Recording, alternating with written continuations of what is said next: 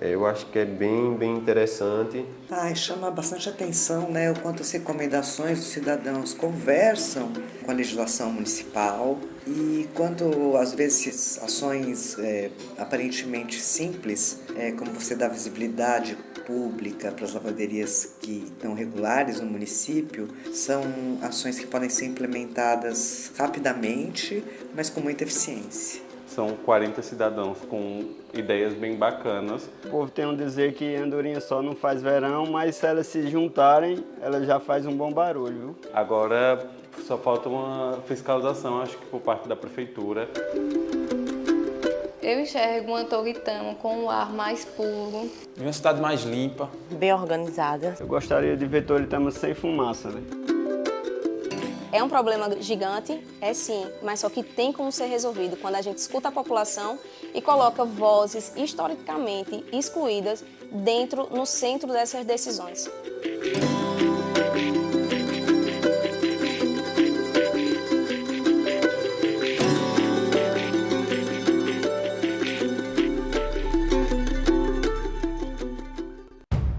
Somos todos guardiões desse planeta. E cada pequena ação individual impacta grandes sistemas. Então, o que podemos fazer pelo futuro do meio ambiente? A hora de agir é agora. Hora de Agir. Toda quarta, 11h30 da noite, no Futura. A população do Rio Grande do Sul precisa de ajuda devido às enchentes e alagamentos nas cidades. Se você pode doar, mas não sabe como, acesse paraquemdoar.com.br e conheça as instituições que fazem a sua doação chegar a quem mais precisa. Essa é mais uma causa importante e urgente. Sua ajuda faz toda a diferença. Entre no site para mais informações.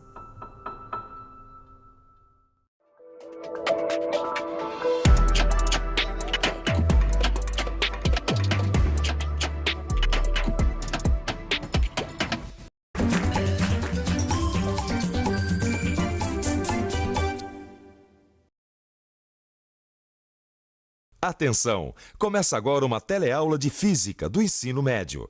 Você vai assistir a teleaula de número 5. Bons estudos!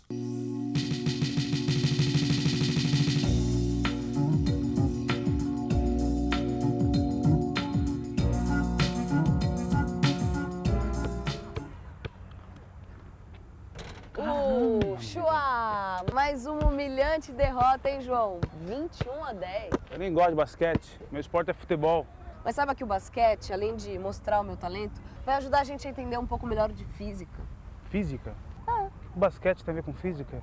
Ué, olha, tudo que sobe, desce. Hã?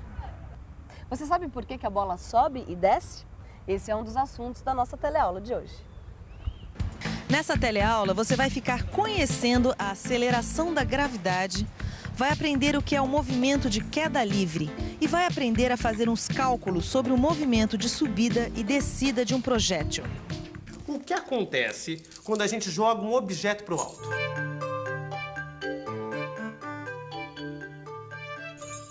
Essa é uma pergunta que intriga a humanidade desde a época dos gregos antigos. E ela só começou a ser respondida mesmo por Galileu Galilei. Você já ouviu falar desse famoso físico na nossa primeira teleaula? Galileu criou uma experiência para verificar a queda de dois corpos com massas diferentes. E ele chegou a uma incrível conclusão. Quando a resistência do ar influi pouco, corpos diferentes, soltos na mesma altura, caem juntos e atingem o chão ao mesmo tempo. Galileu é conhecido como o pai do método experimental. Esse método revolucionou a história da ciência. O pulo do gato do método experimental foi perceber que criar uma experiência é criar condições para que um fenômeno ocorra. Por exemplo, um amigo meu não acredita que uma bola de aço e uma pena possam cair juntinhas. E podem. É só criar condições para a observação desse fato. Muitas vezes isso só pode ser feito em laboratório.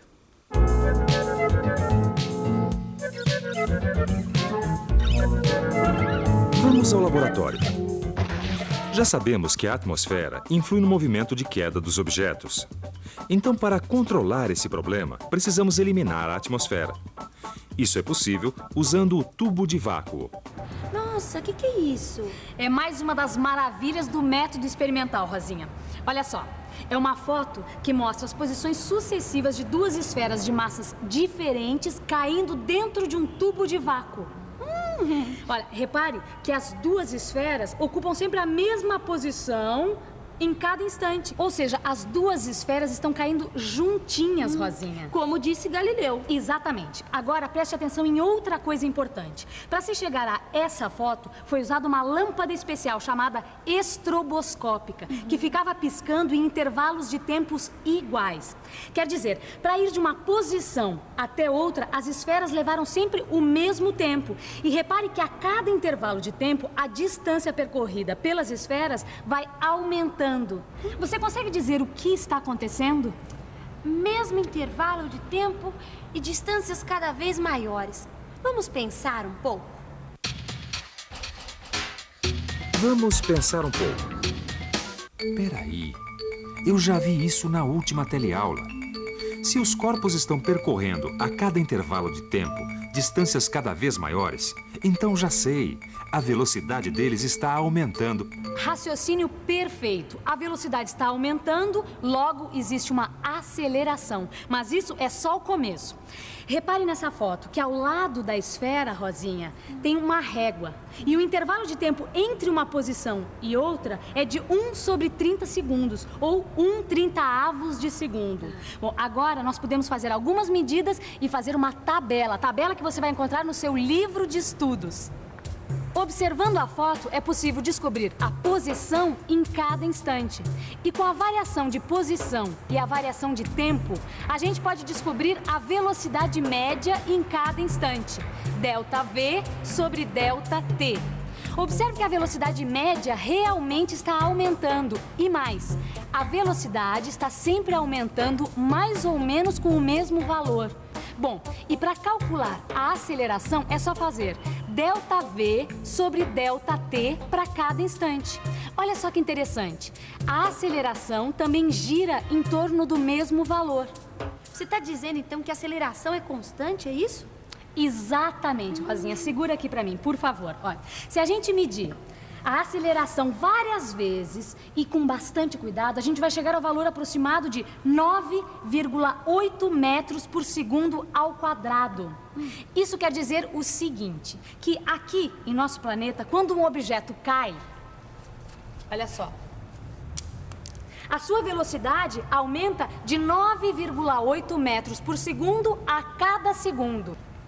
Bom, isso independente do peso do objeto e imaginando, é claro, que a resistência do ar é desprezível. Bom, daqui por diante, a gente vai chamar essa aceleração que faz os objetos caírem dessa maneira de aceleração da gravidade, que será representada pela letra G minúscula. Bom, você vai conhecer melhor essa aceleração em futuras teleaulas. E como nossos cálculos serão aproximados, a gente pode usar o valor aproximado da aceleração da gravidade, que é de 10 metros por segundo ao quadrado. Movimento retilíneo com aceleração constante. Você já ouviu falar nisso, não ouviu? É claro que já ouviu, foi aqui mesmo na nossa última teleaula. Aquela dos testes com os carros Copa e Duna. Movimento retilíneo uniformemente variado. O famoso MRUV. Pois então, a queda livre também é um movimento retilíneo uniformemente variado. E assim fica valendo tudo que a gente aprendeu na nossa última teleaula. A função horária da posição, por exemplo, é a mesma, só que no lugar da aceleração A, entra a aceleração da gravidade G. Em vez de usar a letra X, a gente usa a letra Y, já que se trata de movimento de subida e descida. É lógico que a letra usada não tem tanta importância, mas é fundamental saber a grandeza física que ela representa. Nesse caso, Y representa a posição no espaço. Na função horária da velocidade, basta substituir a A pela aceleração da gravidade G. Vamos ver agora um problema na prática. E na construção civil, a queda livre de objetos é realmente um problema. Olha só um exemplo. Se esse tijolo cai daqui de cima, opa! Quanto tempo ele levou para chegar lá embaixo? Bom, a primeira coisa que a gente precisa saber é a que altura o tijolo estava do chão. Isso eu já sei que são 5 metros. Depois, a gente precisa definir um referencial e um sistema de coordenadas. Para isso ficar mais claro, vamos fazer um esboço. A gente pode medir a altura y a partir da posição inicial deste andar. Assim, a distância entre o tijolo e a posição inicial, o y, vai aumentando à medida que o tijolo cai. Quer dizer, o eixo y tem o sentido positivo para baixo. Ou seja, a gente definiu a origem do sistema de coordenadas, a posição inicial do tijolo, que é 0, e a posição final, que é 5. A aceleração da gravidade G é 10 metros por segundo ao quadrado. Agora é só montar a função horária da posição. Substituindo os valores, chega-se à função y igual a 5t ao quadrado. Como a gente quer saber o tempo que o tijolo leva para cair, quer dizer, o tempo que ele leva para chegar à posição 5, é só substituir y por 5. Ou seja, t igual a 1 segundo. O tijolo demora aproximadamente 1 segundo para cair. Agora, para saber com que velocidade o tijolo chega ao solo, é só montar a função horária da velocidade. Substituindo os valores, fica v igual a 10t.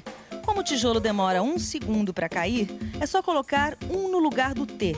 O tijolo vai chegar ao chão com velocidade de 10 metros por segundo. Não, a queda livre eu entendi, né? Agora o que eu queria saber é essa história de que tudo que sobe e desce que tem a ver com essa bola aqui. Ué, tem tudo a ver, João. Você não reparou no movimento que você está fazendo? Que movimento? Esse, de jogar a bola para cima. Quando a bola sobe reta, ela desce reta, não é? Assim? É. Vamos entender o movimento da bola e também a sua posição e velocidade. Mas para entender isso, a gente tem que pensar que essa bola sobe e desce em condições ideais, ou seja, no nosso modelo, nós estamos desprezando a resistência do ar. No arremesso de verdade, a altura alcançada e a velocidade da queda são bem menores do que os nossos cálculos, por causa do efeito da resistência do ar. Eu ainda não entendi o que a bola lançada para cima tem a ver com a queda livre. Porque a bola não está sendo abandonada em uma determinada altura. Ao contrário, a bola está sendo lançada para cima com uma velocidade inicial. Isso mesmo. Em comum, a queda livre e a bola têm a mesma aceleração, que é a aceleração da gravidade. Entendi. Então quer dizer que a bola jogada para cima também é um movimento retilíneo uniformemente variado. Claro. Então não interessa, não importa se o objeto está subindo ou descendo. A aceleração da gravidade G é constante, logo trata-se de um MRUV. Para entender melhor, a gente precisa primeiro definir o referencial e o sistema de coordenadas. Bom, o eixo Y é esse aqui, e a origem dele é aqui nas mãos do João. Quando a bola sobe, a gente pode dizer que é positivo. A gente pode definir o sentido de positivo ou negativo de acordo com o caso. A ideia é que a escolha facilite a solução e a compreensão do problema. De acordo com esse sistema de coordenadas, o y0 é a altura inicial e é igual a 0. E como a gente viu, a aceleração da gravidade G é 10 metros por segundo ao quadrado. 10 não, menos 10. Isso mesmo! Como a gente orientou o eixo das coordenadas positivamente para cima e a aceleração da gravidade é para baixo, então G é negativo. Isso porque a aceleração da gravidade é um vetor que está sempre apontado na direção da Terra de cima para baixo, né? O seu sinal depende de como a gente orienta o eixo de suas coordenadas. Mas o importante aqui é perceber que, sendo a velocidade inicial para cima e a aceleração para baixo, o que acontece? À medida que a bola sobe, a sua velocidade vai diminuindo e diminui 10 metros por segundo ao quadrado ou 10 metros por segundo a cada segundo. Quer dizer que quando a bola voltar ao chão, a posição vai ser igual a 0 de novo, é isso? Exatamente, porque tudo que sobe desce. Bom, no seu livro de estudos você vai encontrar gráficos em função de tempo, posição, aceleração e velocidade, para entender melhor o que afinal significa essa história de jogar uma bola de basquete para cima. Aliás, falando em entender melhor, que tal uma boa revisão? E atenção, se liga aí, que é hora da revisão. Nessa teleaula, você aprendeu que na superfície da Terra, os corpos caem com uma aceleração constante, a aceleração da gravidade, que vale mais ou menos 10 metros por segundo quadrado. E aprendeu que esse movimento é chamado de queda livre. Viu que é importante fazer um esboço dos problemas, definindo o seu referencial e a posição do sistema de coordenadas. Assim, com o sentido positivo e negativo bem definido, a gente não se atrapalha com os sinais da velocidade e da aceleração. E viu também como calcular o tempo de subida e descida de um projétil, sua velocidade de retorno e ainda a altura máxima alcançada. Não deixe de ler, no fim da aula 5 do seu livro de estudos, um resumo sobre tudo isso que a gente falou aqui. Não deixe de estudar, porque vem mais informação por aí. Até a próxima!